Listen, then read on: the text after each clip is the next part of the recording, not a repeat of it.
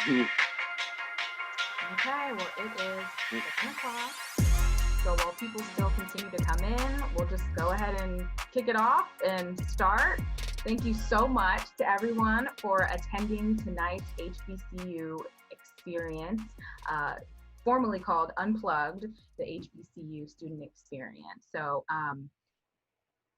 my name is Danielle Marshall. I'm an author and founder of the College Visit Journal and an upcoming app called Tour Genius, which focuses all around the college visit process, taking notes and being really prepared and organized for your college visits. And I have my wonderful co-host, Shamel, here from the Keys to College. She's an independent counselor. I will let her introduce herself. But we decided to put this together because there are a ton of great virtual events going on since March because of COVID-19 and the pandemic. And I didn't see many that focus solely on the students. And so I said, hey, well, why don't we create one and let's really focus on HBCUs because there are a lot of people who want to go to HBCUs and find out more about them. So thank you definitely to our panelists for participating. Your commitment to this and your feedback is so valuable to everyone who registered to attend this event. We have a really great mix of parents, students, and educators and counselors who have registered to attend. So we thank you. And I know they're going to leave this webinar with a lot of new and great information. Shamel, you want to take it away? Yeah. Thank you for that wonderful introduction, Danielle.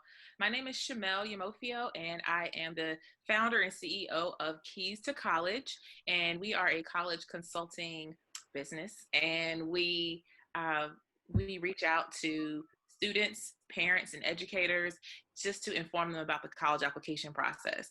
I started it because I know that people are just sorely uninformed, and by the time they get to their senior year, some students may not have a whole lot of options. So my goal is to make sure that you are proactive and that you avoid some of the pitfalls that I see or that I have seen some of my students making mistakes that they've made. So I want you to be proactive and not make those, and at the end of the day have options and have an affordable school and have a school that's a great fit for you that you love for 4 years.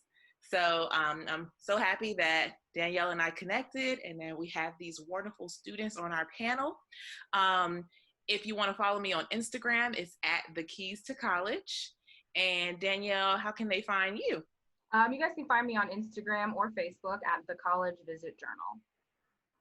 So this event is one of a couple of events. Oh, first of all, and it's also sponsored by Hero Wellness. Focusing on all things health, home, and beauty. So thank you to our sponsor, Hero Wellness. We appreciate you.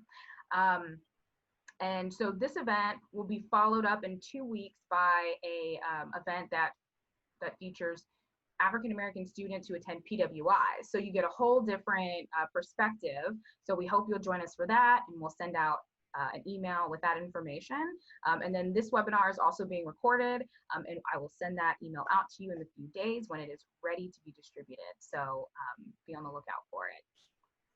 So now let's get to know our students. Samir, you want to start us off? Hey, how are y'all? I am Samir Austin. I'm a rising senior. I'm a mechanical engineering student at North Carolina Agricultural and Technical State University. I'd just like to say thank you all for joining us on this call. Great, thanks. Hunter? Good evening, everybody. My name is Hunter Davis. I am a graduating senior attending Hampton University as an audio production major, leadership studies minor from Charlotte, North Carolina. I know Ms. Shamel as her being my high school counselor. So without her, I probably wouldn't have been as successful as I was in this college process. So shout out to her. Kylan? Hi, my name is Kylan Rice. I'm a rising junior at Howard University from Atlanta, Georgia. Brittany? Good evening, everyone. I'm Brittany Hume Dawson, a rising senior at Alabama State University. I was born in Anaheim, California, but I live in Georgia now, and I'm a biology pre-health major. And Caleb? What's up, everybody? I think I might be the youngest of the panelists. I am a sophomore at Paul Quinn College. I am a double major for psychology and business management. I'm from Las Vegas, Nevada. And I just want to thank you for giving me the chance to talk to these kids about going to an HBCU. All right, great. And so a lot of these questions, thank you to everyone who registered and submitted a question. You'll probably be hearing your question because we definitely tried to include as many as we could. But if you have other questions, definitely use the Q&A at the bottom of your screen, the Q&A button to ask a question, or you can put a question in the chat and we will circle back to that. Okay, so let's dive right in. My first question deals with COVID-19, right? We're all virtual, we're at home or someplace like it. Has your college shared any reopening plans or safety plans for the fall with you all?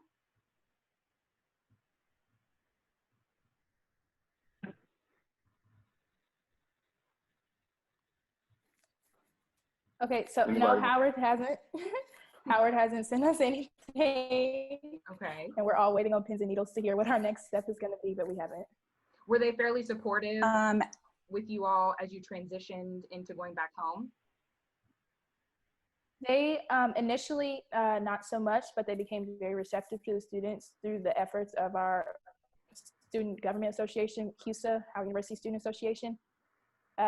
They work in close connection with them, and they became very receptive, moving to the pass-fail system and sending out laptops and things of that nature.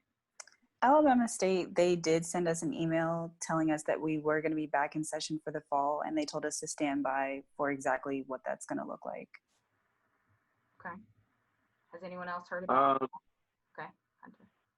So, like I said earlier, my school's president is very, very adamant about this virus and being safe. And so, although he hasn't sent an official email, I speak closely with my dean, and he said that the president of the school is going to give an official email to every student on campus. But he has spoken to news media outlets. He has spoken to blogs, health blogs, things like that, just talking about the reopening of our school. And so far, it isn't looking good. He doesn't want the world to move faster than it should when it's dealing with this virus. So I'm not going to say that we aren't going to have a semester, but the way that he's talking, it's looking like we aren't.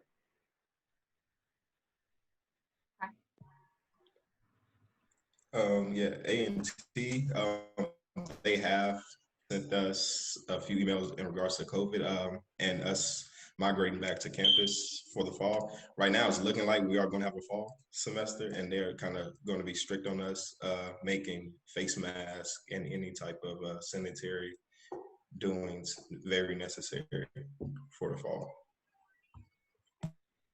Yeah, Hampton is the same way. We'll be required to all get tested before we return back. Going to school earlier this year, and then I believe at the end of Thanksgiving break, well, we're going to go up until Thanksgiving break, and then that'll be the end of the semester. And then when they come back, we'll probably end up coming back later, just to space out the time that people are convening together. I know y'all gonna like that long break. Yeah. I just want to point out that although my school hasn't given an official statement about returning back to campus, I would like to commend them on how they did handle the COVID situation. So when it first broke out, my school gave the students time to, when it first broke out, it was the week of our spring break. And so a lot of students weren't on campus. And so the school said, okay, any students that are still on campus, you guys can stay on campus until you get a way home. If you don't have a way home, they use some of your tuition to pay for you an apartment until you got a way home. They gave out laptops. They changed the grading system to pass or fail. They worked closely with our SGA president to come up with the best solution for the students. So I would like to commend our president as well as our faculty and staff for the way that they did handle the COVID situation, but they have not given us an update as to if we're having a semester. Okay. That's great. Yeah. And that's great to hear that. I mean, it was so unprecedented. So we have to commend all of these colleges for thinking so quickly and acting on the fly to their best ability. So, so speaking of that, when you were on campus and when you first started college and moved away from home, what was that process like for you all? So like, what was the hardest thing to adapt to being away from home? And what adjustment advice would you give to an incoming freshman?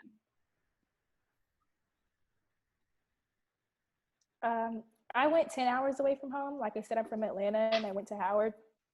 It was very interesting. So like in Atlanta, you drive everywhere. That's typical mode of transportation.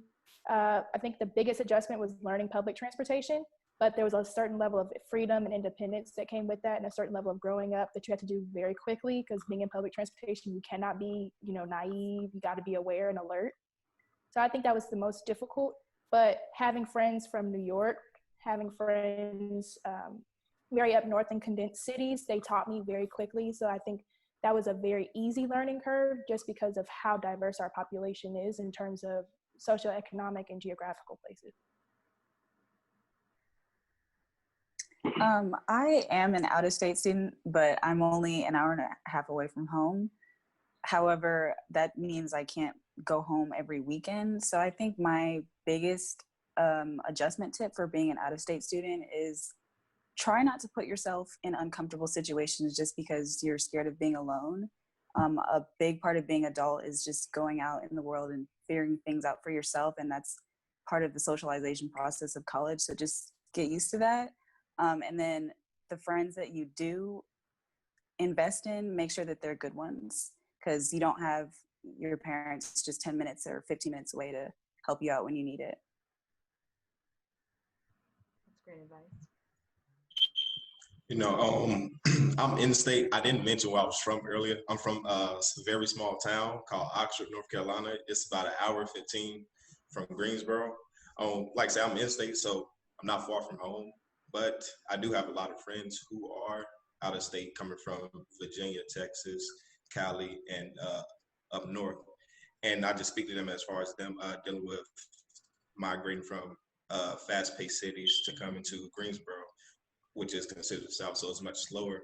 And they, when I speak to them as far as about moving and stuff, they say it's kind of strenuous on them because some of them are like family people. So if you're family oriented, I would say it might be slightly difficult for you if you're family oriented.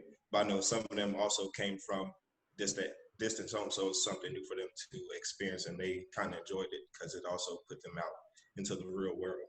And like I think it was Brittany, she said, like I said, being able to make friends, pick your friends wisely, and I feel like that play a very effective role in your freshman year. I would say for me, one of the hardest adjustments was the food. I mean, my mom is a caterer, so I was eating good food a lot. And then, I had to switch over to the cab lifestyle. But it's just a simple transition. And from being an out-of-state student, I would like to just emphasize the point of making good friends. I have friends all over the country. And it's pretty cool because I do a lot of traveling. So like over the summers, I'll be able to go visit some of them, and just being able to see them outside of, a campus setting is pretty satisfying. And it shows you a different side of people that, you kind of just get to learn and develop while being in college. So I would definitely say that's one of the higher points. Sounds good. Good. I would say to try to get involved, and I would go faster than the pace that you would set for yourself, but I would say to try to get involved as soon as you can, like personal life, because I didn't start having fun at my HBCU until I started joining clubs, until I started meeting new people, until I started associating myself with the staff and faculty of the school, only because being in your dorm room and going to class every day is really boring. Like watching Netflix, yeah, it's fun, but at the same time, having friends and being able to do things with them, it's a lot more fun than being by yourself in your dorm room. So I would say get a little bit out of your comfort zone and just challenge yourself to make friends, because it'll help in the long run. Can I add to that really quickly? Yeah. When I first came to Howard, like more to their point in joining clubs and putting yourself out there, what you'll find is it's everybody's first day. And I think that's a misconception that a lot of us have, that like, oh, I'm not going to know anybody. It's about 1,000 students at minimum who also don't know anybody. So putting yourself out there, you're going to be met with a lot of love because it's everybody's first experience. Like whether you're 15, 20 minutes away from home, it's most likely everybody's first experience living away from home. So you're going to be met with a lot of love, which is what my experience was. Nice. Okay. So speaking of that first day of school and getting accepted into an HBCU, why did you choose your HBCU? And did you know from like, have you always known that you wanted to go to an HBCU?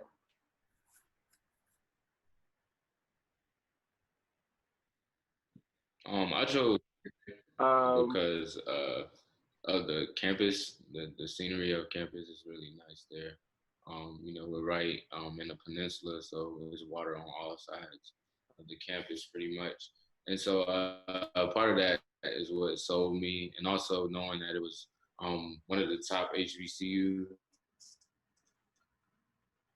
you know, with its prestigious title and everything. So I knew I wanted to go there. And also, I just decided to go to Hampton because the distance away from home, it was perfect for me. I like to kind of be away from home and not too close to home. So from Charlotte to Hampton, Virginia is about a 5-hour drive. So it was perfect for me that I don't go home on small holidays or like 3-day weekends, but end up going back. You know, of course, it's easy to just make a 5-hour drive. So yeah, the thing that sold me the most was the campus and you know how far it was from home. I chose to attend Alabama State because I got a scholarship, and I knew that we're a military family, so I knew that my mom was going to be stationed in Georgia, and that's, as I said, only an hour and a half away. And then my sister also went to an HBCU. She went to Alcorn, and I saw how much of an awesome opportunity and time that she had at her school. So I was like, might as well go to an HBCU close to my parents. And it's been an awesome experience. So very happy with my choice. I chose Howard. My mother went there and my father went to Morehouse. So for a lot of our lives, it was either going to be Spelman or Howard for me. But as I got older and did more research, figured out what path I wanted to take. I'm a legal communications major. I'm on the pre-law track. I would like to go into sports agency. Howard just made the most sense for me, being on the forefront of pre-law, producing some of the highest numbers of Black lawyers in the country. Just the environment, the academic environment, the Black excellence that's produced from there. Also, what really drew me to the campus was adjunct professors. That was a very big deal for me, being able to communicate with people who are in the field. So one of my first professors was Michael Orr's lawyer, and it's also Stevie Wonder's lawyer. And that was my first active or were extremely successful in their field, was extremely important to me. I think you find that a lot of HBCUs, when they produce greatness, they're people who were successful from those HBCUs want to come back and pour into you. And so it's not a Howard exclusive thing, but you know, we got a nice little resume going at Howard. So it was very, very important to me. It was exciting to see that. So actually, I didn't decide to go to Paul Quinn at first. I fell in love with Alabama State. My heart was set on Alabama State. I had a scholarship at Alabama State. I was going to play basketball for Alabama State. Anybody in my family knew me like my heart was at Alabama State. And then I got a scholarship offer for basketball to Paul Quinn College. And I didn't even take it seriously at first.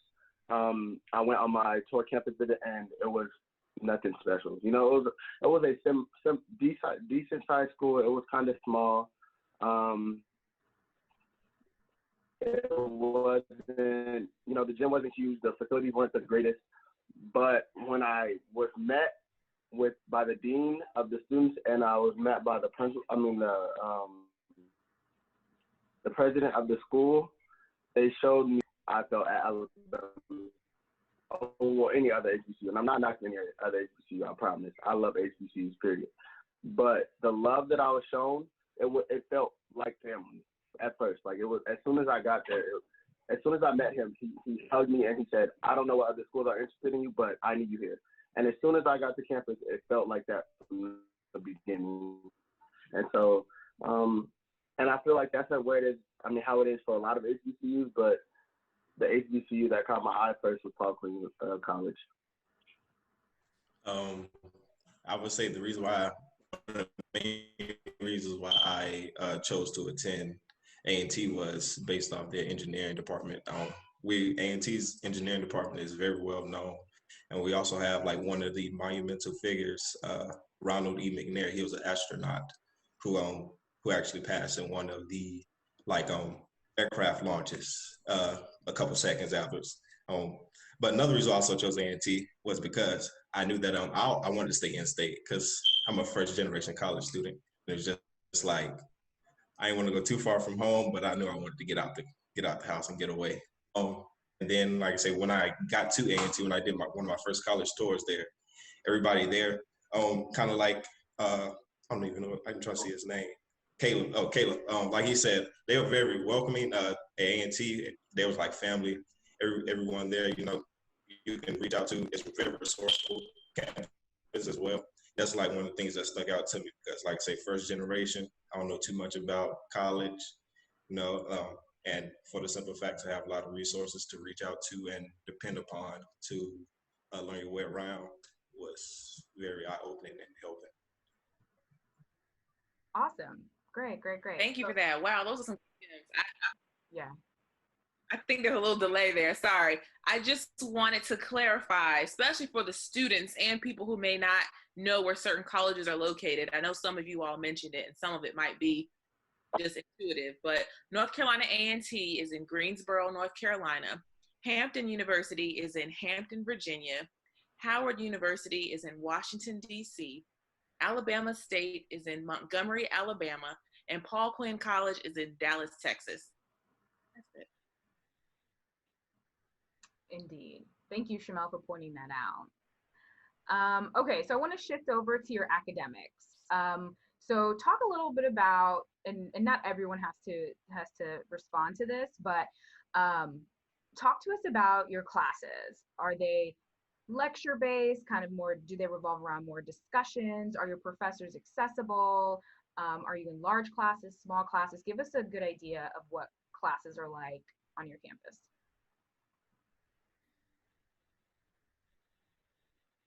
So going back to what I was saying about adjunct professors, they tend to do more course specific work. So the largest class I think I've been in that was geared towards my major is about 35 students. You have to take some general education courses, just get you acclimated to your school. So in college, there's different schools. I'm in the School of Communications on a pre-law track, so legal communications. So I had to take a very large class to deal with the person who our school is named after, Kathy Hughes. So we just had to learn about her, and that class was about 100 people. But altogether, the classes that I take are very discussion-based. The teachers want to know what you know, what you're interested in, and they want to work with you on that. In terms of accessibility, absolutely. Our teachers give us their phone numbers, their personal phones. They're welcome to text messages, obviously within a reasonable hour. Emails, they typically respond very fast. Office hours, they are always there, always welcoming. And beyond that, I love my professors because many of them have retired from their fields and came back just to teach. So they have an extreme amount of connections. My last professor, Stacy Patton, currently writes for the Times. She is a social activist, very active on Twitter. And so if you want to go into broadcast journalism, she has connections like that. She got several students laptops, she got several students internships. So talking with my professors has been like the best experience, the most connections. The HBCU network is ridiculous. They look out for you like no other. Mm-hmm. So my school, like I said earlier, is semi-small, so it's not really small, but it's a decent size. The biggest classroom that I've been in, like student-wise, would have to be like 20, 22, something like that. But the class size really range from 10 to 15 students per teacher. When it comes to being close to your professors, I think that my school does that very well. So, I'm sorry, I don't know her name. Kylan? The young Howard University. I'm sorry, I don't know your name. Like she said, we have access to their personal emails, their personal phone numbers. They give those out on the first day of school. They want us to call them if we have any questions for whether it be schoolwork, personal lives. I have a personal relationship with a lot of my professors. They know who I am outside of just how smart I am. And I think that that's a lot of HBCUs. A lot of HBCUs aim towards trying to find out who their students really are. My school is different because we aim towards making you an all-around person and not just a great student. If you've heard of it, we have an urban work program. So like you said, with internships, we have this work program where as soon as you're on campus, you have to work a job on campus so that you're in the pipeline to be an intern by your sophomore year. So you can be you can be working in corporate America by your sophomore year at a huge company. So currently I'm working at JP Morgan. My friend, he works at Chase Bank. Both of those are big companies in Dallas, Texas, downtown. Those are the type of courses not courses, but the path that you'll take if you come to Paul Quinn. They'll put you on a path to connect you with people that you want to meet for your field. Thank you. Alabama State is definitely a smaller school. Our enrollment is about 3,500 to 5,000 students. So our class size is around 20 students per class. The biggest class I've ever been in is 40 students. And the professors are very welcoming. I won't say that they give out their personal phone numbers, but email, in my experience, has been like professional texting. They email you back within 10 minutes. And I feel like if you show interest and you do well in the class, they definitely take an interest in you, and they invite you to work in their labs. I'm a pre-health major, so that's important to me. But that's how the academics are at Alabama State. Hampton definitely has smaller class sizes. I know for myself, being a music major and in the music department, is very intimate, if you will. And we have probably my largest class within my major was maybe 10 students. And so some of the same people, of course, all the time within our little network. But usually for our general education classes, those are probably the most people that we're going to have in the class, and that'll probably range from around 25 plus to around like 50. And so those are just your regular gen ed classes, which I do encourage if you have any type of dual enrollment program in high school to get those classes out of the way. Because personally, if I could do it all over again, I think I would go that route and take some of those classes before I got to Hampton. Yeah. And just to piggyback off what Hunter just said, as far as we're taking dual enrollment classes, I would definitely make sure if you're going to do that, make sure you check with the university, because most universities, they don't have to accept those, and make sure you'll just have to retake the classes once you get there. Had a few people who that happened to that I know. But as far as academics within A&T and like class sizes, coming in my freshman year, some like the general ed classes, I know for a fact one of my classes, it was a lecture style. It was 200 freshman students in there. And like I'm an engineering student. And so I'm part of college engineering, which is like the biggest department at A&T. And like I said, that lecture class was 200. Then I had another class, which was about 50 to 75. And even though like class sizes are big, for my class, there was like 75 of us in there. Our professor, he knew a great deal amount of us, and he took time to try to get to know everyone by name. And kind of go back to like what Caleb said, HBCUs, like majority of the time, they thrive on trying to get to know their students so they can build their relationship. And like I say, also utilize that like hours, office hours, utilize them, because like I say, I was in my professor's office hours like crazy, just because like before you know it, when it gets to the end of the term and you're a couple points off, they might look out for you if they see that you're working hard and you're trying to get to where you need to be, so you can succeed, then they're willing to help out. And I would definitely urge you all and push you all to do that. Make sure. That's some awesome advice. I want to make sure we didn't leave anybody out. But we are at the halfway point, and we wanted to just address some of the live questions that we have received. And so because we are at the halfway point, everybody doesn't have to answer now if you feel so compelled to, and especially with this next question, because it asks for a little bit of transparency. They want to know, how were your academics, your GPA, SAT, or ACT scores? So my GPA, I graduated from Campbell High School. I'm so sorry if I'm wrong. I think it was like a 3.73, and I had a 29 ACT score when I applied. I retook it, but I never sent it in. But I would say that our composite for my class was a 3.6, and I believe our ACT was a 25, and the SAT was a 12.10. What I will say is, if those numbers are discouraging to you at all, I believe that as early application, early admission, they look at your application as a whole. So extracurriculars, if you're involved, if you're in your student government in your high school, if you're active in your community, those things do matter if you're a little bit off the mark. But taking the test multiple times is a way to show that you're adamant and wanting to be a student. So I went to Mojave High School. I had a 3.84. I didn't take the SAT, but I had an ACT score of 25. I didn't retake the test only because I was really busy in high school. I was part of the student government. I did basketball. I was part of the basketball team. Things like that. I was a part of. I'm not gonna say what fraternity, but the youth group of it.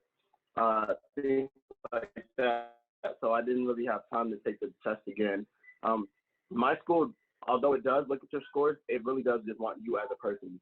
So one of the things that we do that is kind of different from a lot of schools is that we will interview you either through Zoom or through a phone call, and they just ask you questions about who you are.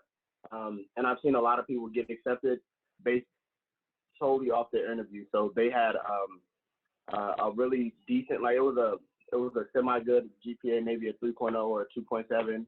They didn't do well on the ACT or SAT, but because of their story or because of who they were and their impression that they left on the interviewer, they were accepted. And then after they were accepted, they earned scholarships throughout like the school year.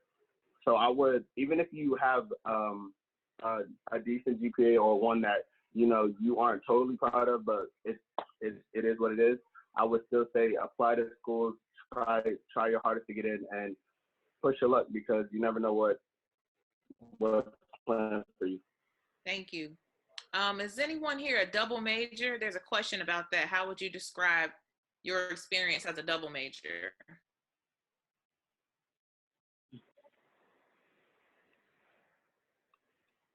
Okay. Cool. Moving on. Now, as a first rate, I know that Samir is a first generation college student. Raise your hand if there are any other first generation college students. Okay, Samir and Caleb. Okay. So that means that your parents didn't go to college, but you might have had siblings or someone in your same generation, but your parents didn't go. So can you tell us what resources, bridge or anything like that? What I did, I kind of took a little extra mile so I can get adapt to the college life. So the summer before my freshman year, I went ahead and took summer classes because I knew that I wanted, me being being first generation, I didn't want to get there and be completely lost. So I wanted some type of aspect of what to expect with the college course load, and with summer sessions, they allow you to be on campus and you're allowed to take up to 6 or 7 credit hours, and that's what I did. And about the resources that are available on campus to help with that, you have your academic advisor, who if you don't know, you can ask him or her to point you in the right direction. Somebody said something. You ask him or her to point you in the right direction. You also have the Office of Career Services, and you also have counseling services that are on my campus, who you can ask surplus amount of questions to, and they could, like I say, point you in the right direction. So like Samir said, my school also has something similar to a summer bridge, but it's actually mandatory for all freshmen. Well, not mandatory, but it's I guess it's pushed or emphasized that you should take it. Basically Summer Bridge is a place where only freshmen are on campus, and the freshmen that do take Summer Bridge, they're given a class called Quinnite Servant Leadership, Christian Ethics, basically just classes that help you adapt to being on your own, but it also allows you to adapt to the college campus and the environment that you're about to walk into. So some of the classes teach, we're a Christian-based college. So we have a class called Christian Ethics. It's just living their life for God, stuff like that. It also teaches you the history of our college, how we came to be, things like that. But my college does do a very good job in acclimating new students, especially first gens. On your application, you have to specify if you're first gen or not, and if you do specify that, they do talk to you about it during your interview. They talk to you about certain scholarships that we offer for first gen students, as well as other sites or other scholarships apart from Paul Quinn that you can apply for if you're a first gen student, just so that the financial load that tuition costs wouldn't be as much. So now let's kind of talk about the HBCU life in your school community. So how is it living on campus? Have you lived all 4 years, and what are the housing options like? So maybe 2 people can answer that. So going to a large HBCU, we had a kind of like a housing crisis. We've had one almost for the past 4 or 5 years. My class was one of the biggest, so we had to live in triples my freshman year, which is when they have 3 beds to a room, and doubles 2 beds to a room, a single 1 bed to a room. That was kind of unprecedented, but it was a great experience for me. The bunk beds were a little annoying, but then we figured out how to debunk our room, and the floor plan was really cute. I would say living on campus your freshman year, unparalleled experience. Your RAs are there for you. You get to know people in ways you wouldn't imagine. Living with somebody was daunting for me because I hadn't shared a room in I don't know how long, but it was a fantastic experience. Some people do live off campus in DC, but DC rent is ridiculous. I live on campus because I'm a track athlete and I'm also on academic scholarship, so my housing is paid for. There's a sophomore dorm, and then there's a junior and senior dorm, and you can live in your junior and senior dorm if you're on academic scholarship, if you have the presidential scholarship. Living on campus, there are strict rules at HBCUs about visitation. However, they are being appealed, and they're being reformed as our student government is working more in conjunction with our administration. I wouldn't say that our visitation is at all extremely restrictive. It's more for your safety. All in all, living on campus has been a fantastic experience for me. Obviously, there are some rare horror stories, but I haven't heard many. Does anyone have a different perspective than Kylan's? Kind of the same across the board? Well, my school is kind of small, like I keep saying. I just want people to know just before you sign up, we're not a huge school. We don't have 20 different, buildings and 500 different students. We're kind of small. So we do offer 3 different ways of living. We have the regular dorms, Lucy Hughes, which is where any student can live there, really. You don't have to have a certain GPA or have a certain scholarship. We have another one, and it's in the Steel building. This is the building though for academic scholars, people on presidential scholarships, things like that. And then we have off-campus living, but it's kind of on campus. So we rent out apartment complexes for our students because we do have more students than we do dorms available. So we rent out apartments, and on those apartments you get a meal card, so you have access to food. It's basically apartment style. So you have your own apartment, you do share with roommates, but you guys have a stove, a kitchen, a living room, things like that. Perfect. Thank you for answering. I want to say this because we are at 7:41. We have a lot of questions. People are very interested in y'all's lives and experiences, okay? So we were just pausing real quick because there are questions. The questions just keep coming, and I'm afraid we're not going to get an answer. So check in the question and answer boxes. Thank you for those who have already, and answer individually. If you can answer that, that would be great. Thank you. Real quick, I want to touch on health and wellness real fast. How do you take care of your mental health during school? Okay, so this is really important to me because as a student athlete, I've been an athlete all my life, and I got injured my first year at Howard, and it was just like the world fell, like the sky was falling to me.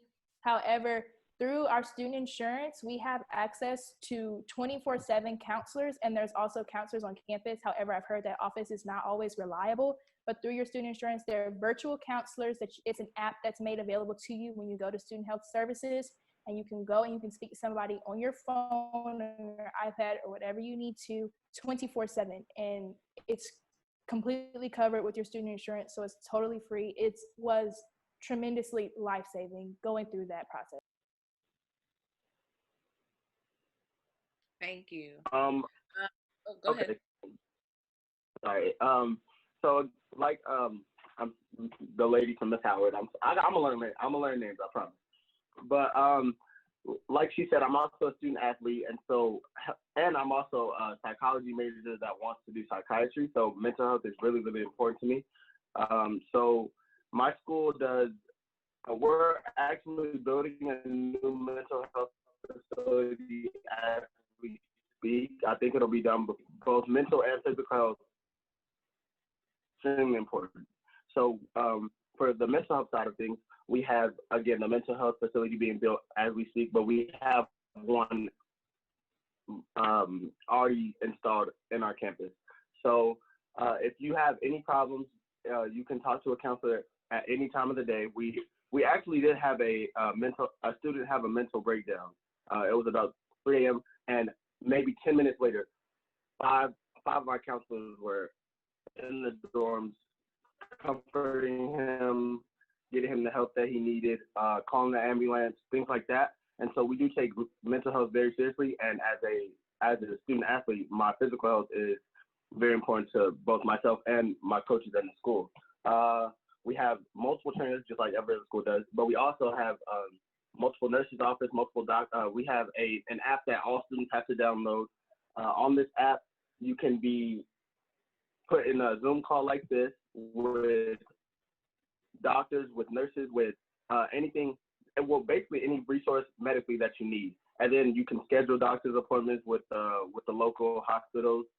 You can go schedule doctor's appointment with the doctor's offices. Anything that you need will be on that app. Because we're a small school, we have to partner with the local doctor's offices around us. But the impact and the severity of physical health is still the same. Thank you.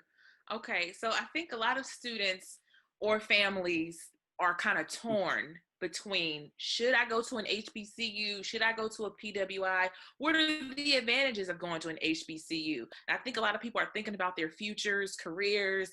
Will it prepare them for a world in which you are the minority? So I need two people to perhaps speak on,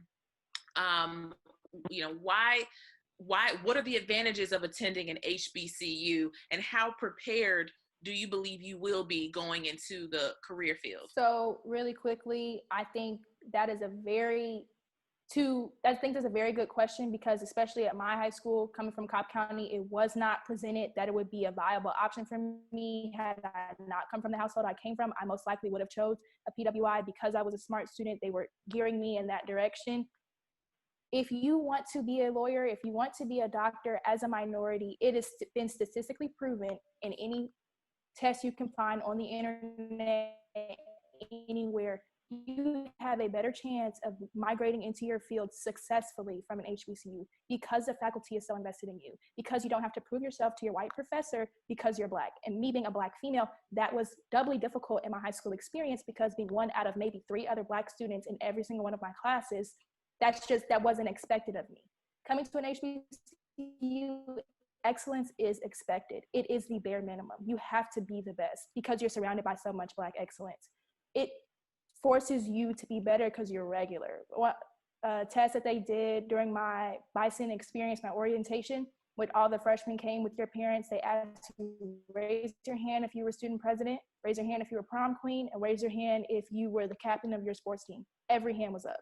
They ingrained in you that being the best at your small school, high school, is not enough. You have to be the best in every setting. So moving into a field where I may be the minority, I feel no stress about it at all, because I know what it is to be excellent, because I have to compete against the best of the best every single day just to have a seat at the table. Oh yeah, shout out to my HU counterpart. But she keep mentioning the word excellent. At Hampton, that is what we say respect. Like that's the minimum. For myself, I know I surround myself with like-minded individuals, and of course, it's amazing to have that feeling, especially as an African American male in today's society, being able to have counterparts to relay on, and to know that you're all doing and working towards a better goal of just bettering yourself so that you can better the community further down the road. And so I know for myself, going to HBCU wasn't really a question. I have 2 younger sisters. One attends UNC Chapel Hill, and the other goes to SCAD, Savannah College of Art and Design. And so both of those are PWIs, and I know for them it's a completely different experience, just being in that environment. And like Colin said, having to prove yourself to your white counterparts and peers and professors, it was just something that I wasn't really going to do, because I know, my worth and who I am. And so I would much rather develop that within an environment that accepts me for who I am, and that will challenge me to do better based on the individuals around me. Okay, excellent. Awesome. I'm so enjoying this. This next question is for Samir, because we want to know about campus safety. So how safe do you feel on your campus, school campus, and how is the environment outside of your school campus in the surrounding neighborhood in Greensboro? So I would say, when I'm on campus, I do feel safe for the simple fact because all through our campus, we have like small pillars for you to, if in case of emergency, you can hit a button and the police will be right at your location.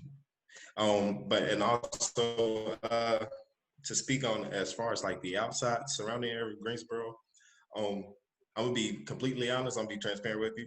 It's great, but we also have like locals. We refer to people who have been there, like who just kind of staggered around, who live around the area, call them locals, and they kind of make you like wonder, like kind of, do I need to be here? Do I need to be in this setting? But like I say, campus itself is a very safe place. So it's like I don't worry too much as far as like anything crazy happening on campus or off campus, for the simple fact, like I say, police here at GPD, they all are very active. And then that also kind of goes back to what we said earlier on Brittany, when she referred to picking your friends.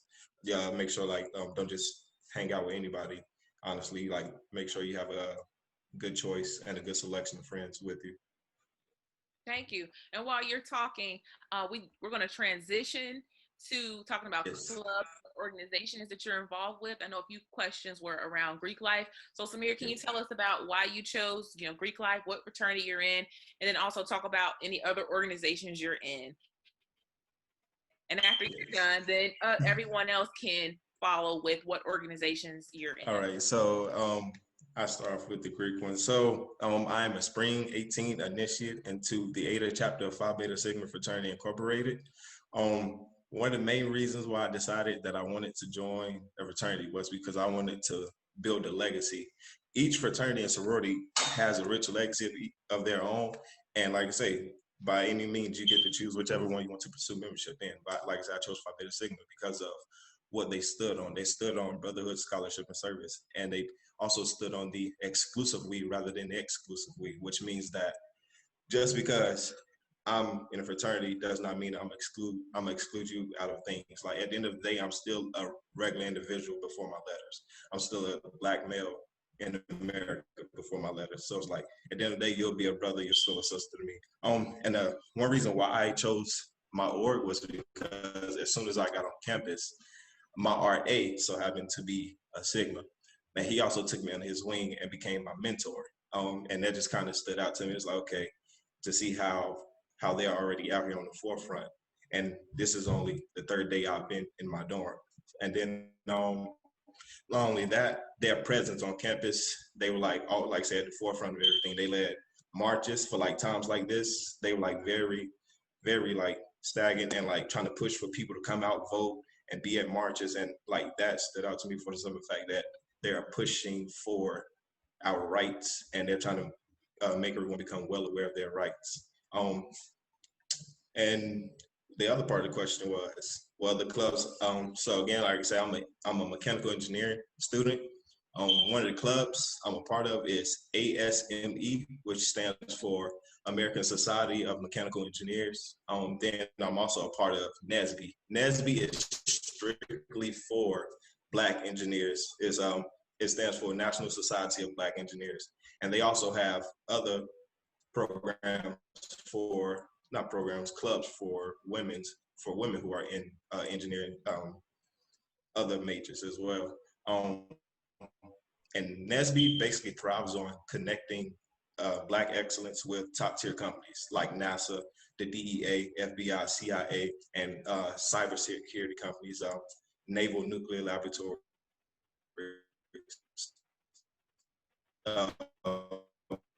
basically companies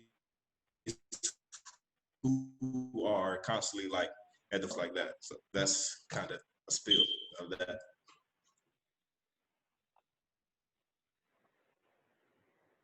Next student, about your organizations or clubs or sports.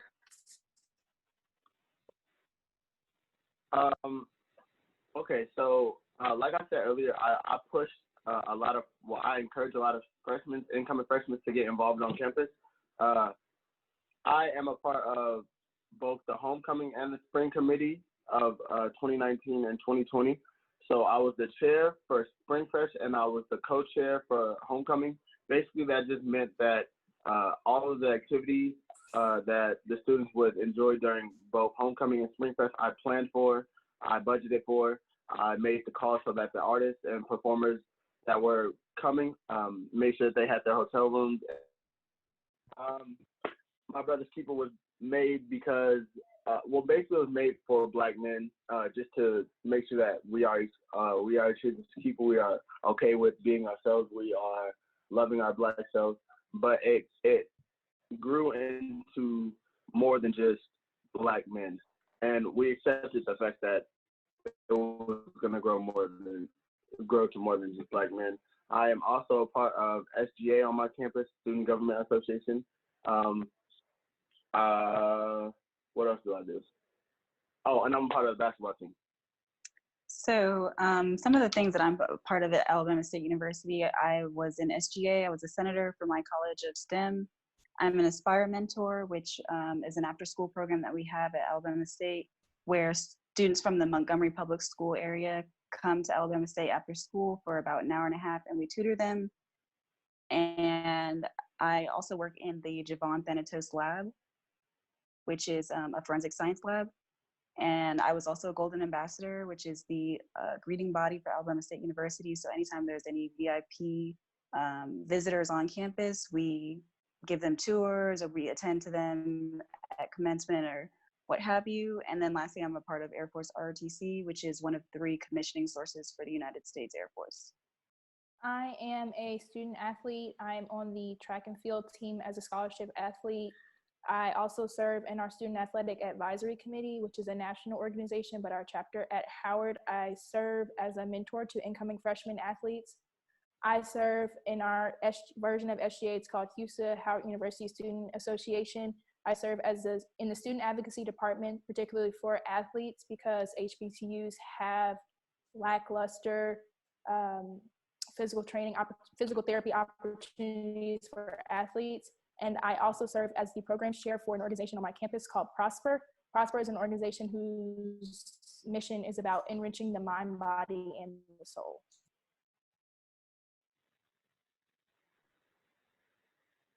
Okay, was that everyone?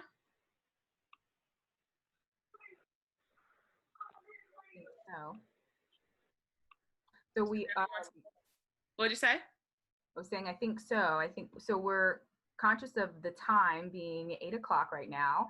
So if you have to jump off, go ahead and hop off for all of our attendees, not our panelists, not yet. I do want to touch on one question that just came through about financial aid, and what advice do you have in terms of financial aid for incoming students? So I would say definitely be on it, and whenever you see them priority deadlines, please, all I can do is say, please make sure that you get that in as quick as possible, because that's free money. Like, that's free money that they're giving out financially, and it can help you out a lot in the long run, and it can help your parents out, because not everybody have deep pockets around here. So it's like, it's there for you to use. And like I say, I stress a priority deadline because it's like you can get more money then, but if you, like, the longer you wait, then it's kind of almost like the less money you get. Because I've had friends run into that. They wait till the last minute, and then they are getting the bare minimum amount of money, and then they're just running and scrambling for scholarships. So please make sure, like I say, I can't stress it enough.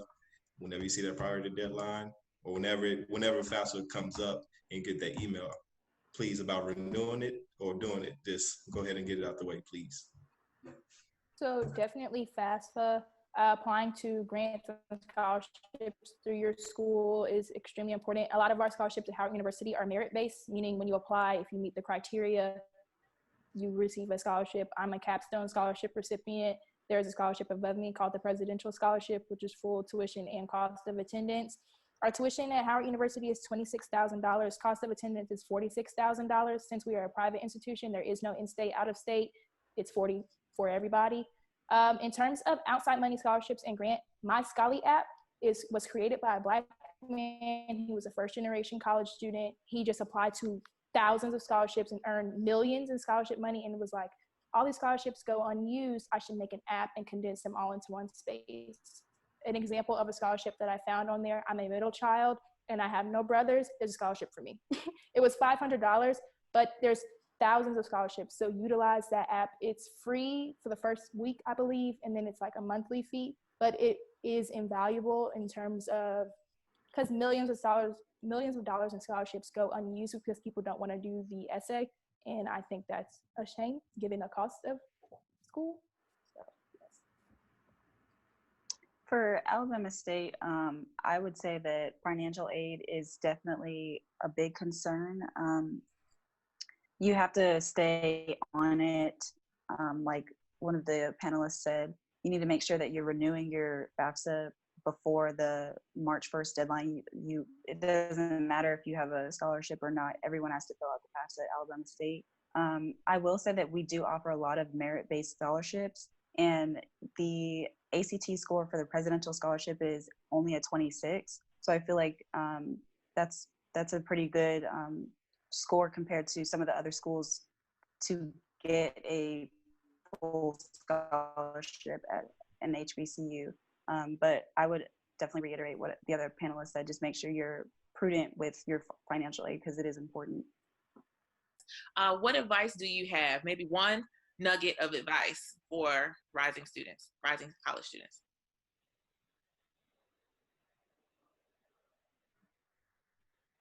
Let's start with Brittany. Okay. So my advice for rising high school seniors in this COVID era, I wasn't a senior obviously in COVID, but I would just say take advantage of all the opportunities with schools waiving their ACT, SAT scores.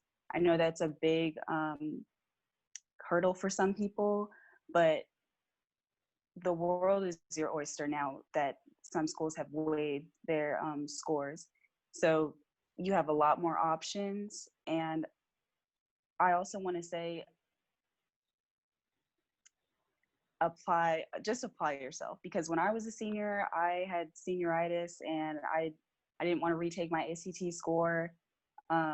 I didn't want to write essays to scholarships. Your time is now. Like, you only have this opportunity to get to the school that you really want to go to. Put all your effort in making sure that you're going to be happy with where you're going for the next 4 years. Because if you don't, you're going to have to end up transferring, reapplying. Some of your credits may not transfer, and it's just a whole headache when you could just put the work in now and be happy for the rest of your life and set your career up and go to a great school. Hunter, how about you? You said this is for upcoming seniors going into their senior year of high school. Who are transitioning to college or starting their senior year of high school. I guess my main advice, like Brittany said, was to apply yourself. For myself, I was very, in some situations, very lackadaisical. And I could have put in more effort, and I would have been able to reap more benefits. But nevertheless, I am here today. And also, I don't know, religion and everything, but if you are a religious person, I'll definitely say keep that first, because I believe in God, and that's a lot of times, some nights you just gonna have to, pray it out. So, yeah. Thanks. Kylan? Two things: Common App and early admission literally saved my life. Common App, I cannot push that enough, because it's one application to as many schools as you select. And you just do one, and you can send it off to however many you want. So if you don't get into your dream school, you've already submitted the application. And early admission, I think Samir made the point that if the quicker you tap into free money, is more money is available. That's how most scholarship works at universities, especially with merit-based scholarships. If you apply first, you have first access to that money. So Common App and early admission application. Early admission is easily one of the best ways people get into school. Perfect. Samir or Caleb? So some advice that I would give is to, going into college, I would definitely say be open-minded, because this is a change, and most changes are always good. Not all change is bad, but you have to look at the fact that you're taking a step to further your education. And you're Black, and I don't know exactly the race of majority of people, but I'm just going off my assumption that if you're trying to attend HBCU, so I'm just gonna say if you're Black, you're any race, I'm just leave it at that. You're trying to better yourself. You're just trying to further your education, and you're just trying to do better and be better in life. So that right there speaks volume and lets me know that you have a go-get-it mindset. Now that you've applied, I would say now you just have to hit the gas and you got to press forward. I'm not gonna lie to you, it's not an easy road. You have long nights and stuff, but like I say, you got to persevere. You will persevere. Awesome, great words. Caleb, do you want to round us out? Sure. I don't know why my video feed stopped, but you guys can enjoy my gray avatar. Okay, there you go. All right, we're back. Okay, so some of the other panelists already talked about before you get accepted and applying for scholarships, things like that.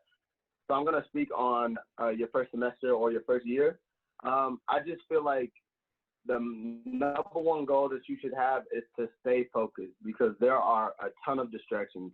And I want you to surround yourself with people who have the same goals as you, even if they don't have the same future or they want the same career, surround yourself with people who want to be successful, because those are the people that will keep you on track, whatever your track may be. I did struggle with that a lot. I surrounded myself with people who didn't come to college to better themselves, but to have fun, and they were there for just the wrong things. College, yes, you will have fun, but stay focused on what you came to college for, because that's what's gonna get you through. Because like the young man from North Carolina A&T said, you will have those nights where you want to give up. You will have those nights where you're like, okay, I can't do this anymore, or this is too much work. Finals week is very stressing. Midterms are very stressing. I just want you guys to stay focused on your goals. Just know that it will get better, and know that you're here for a reason. Like, your college had faith in you. They accepted you, so prove them right. Oh, perfect. Thank you so much for rounding out all of these questions. Y'all did amazingly.